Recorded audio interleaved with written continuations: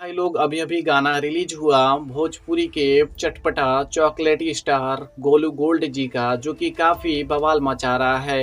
ये जो कंपनी है रिलीज हुआ है, आपका बताना चाहता हूँ कि वेब म्यूजिक से गाना रिलीज किया गया है, जो कि काफी दमदार गाना और बवाल गाना है। दर्शक लोग काफी इस गाने से एंटरटेन कर रहे हैं और इसका जो म्यूजिक दिया है प्रियांशु सिंह जी, जो कि काफ़ी अच्छे म्यूजिक डायरेक्टर हैं और पटना में इनकी स्टूडियो काफ़ी बवाल मचा रही है।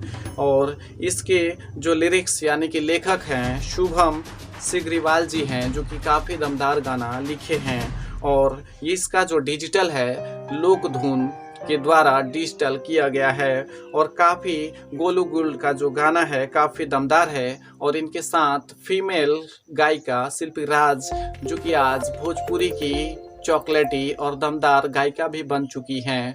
इनके गाने बड़े से बड़े स्टारों के साथ रिलीज हो रहे हैं।